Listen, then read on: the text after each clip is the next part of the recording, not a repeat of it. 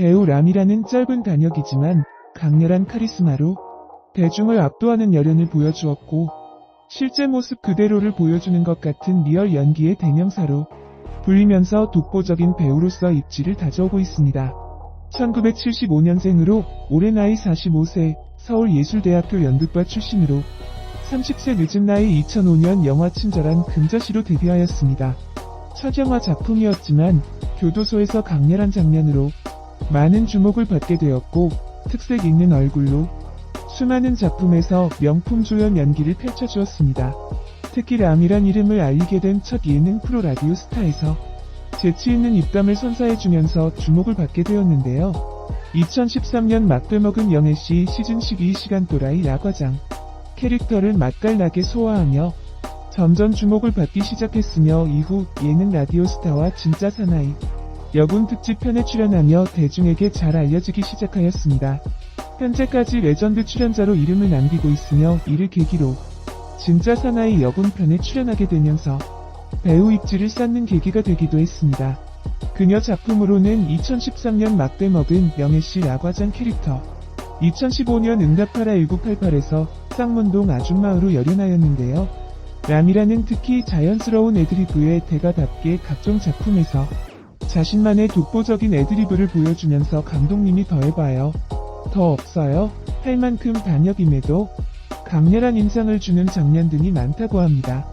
한국의 여배우들에게는 두 가지 길이 있는 것 같습니다. 첫 번째는 외모가 뛰어나서 처음부터 주연 혹은 주조연급에 캐스팅되는 길입니다. 하지만 20대가 지나서 30대 후반 40대가 되면 더 이상 주연을 맡을 수가 없습니다. 그나마 연기력 좋은 몇몇 배우들은 시노이나 시어머니 역할을 맡으며 연기판에서 살아남습니다. 역할의 폭이 굉장히 좁죠.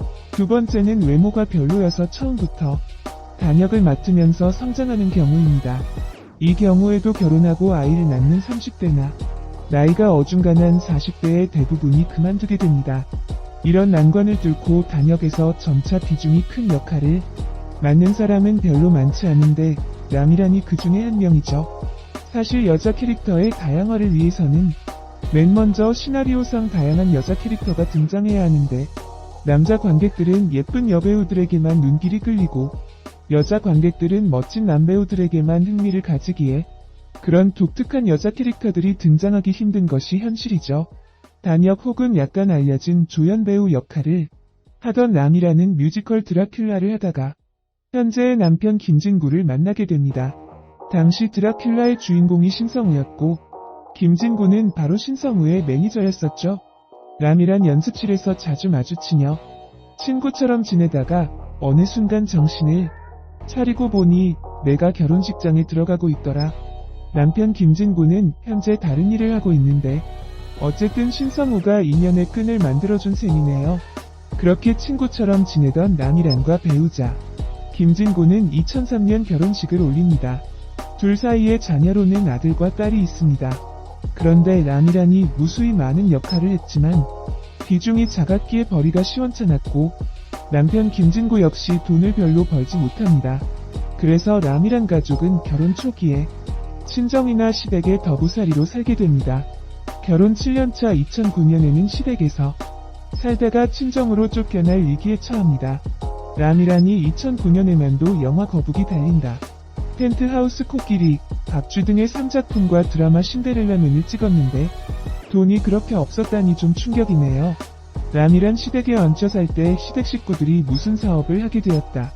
그래서 남편으로부터 친정에 다시 좀 가 있으란 소리를 들었다.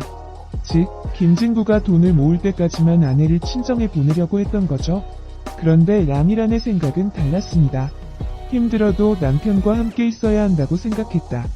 길바닥에 나 앉아라도 같이 살아야 한다. 전화통화로 람이란이 이렇게 닥달을 하자 김진구가 마침내 이렇게 외칩니다. 그래, 내가 원하면 이혼해줄게. 사실 김진구의 말이 좀 뜬금이 없습니다. 하지만 잘 살펴보면 김진구는 가족을 위해서 무언가를 하려고 했고 람이라는 고생을 하더라도 가족은 함께 있어야 한다는 입장이었죠. 그러다가 김진구가 남자의 자존심이 상했던 것 같습니다. 람이라는 시댁에 얹혀 사는 것으로 불편했을 것이고 김진구는 그런 처자식을 보면서 많이 미안했을 것 같네요.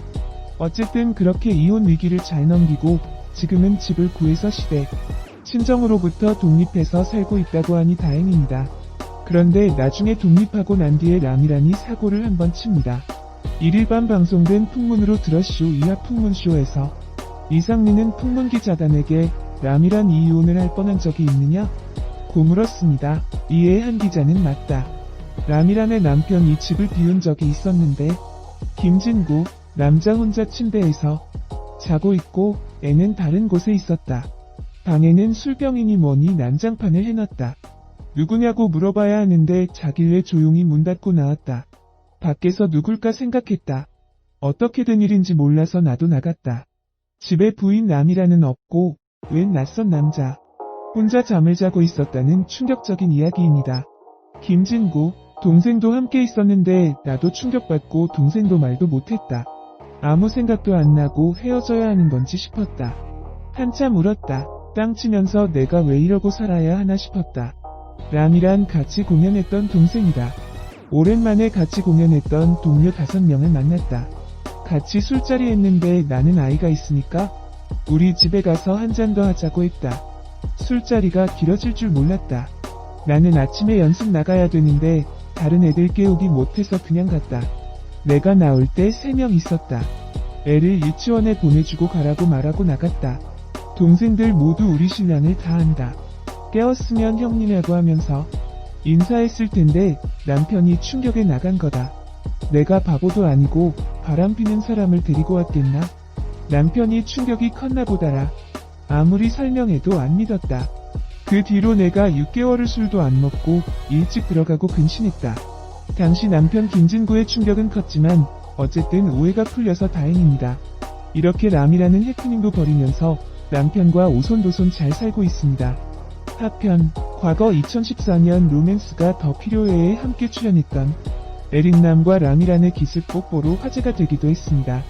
당시 키스에 관한 주제로 라미란이 로맨틱한 키스 노하우를 전수하겠다고 제안한다고 하면서 입술 사이에 있는 휴지를 찢어 에릭남에게 기습 뽀뽀, 실제 입을 맞추게 된 것입니다. 이에 에릭남은 진짜 닿았다.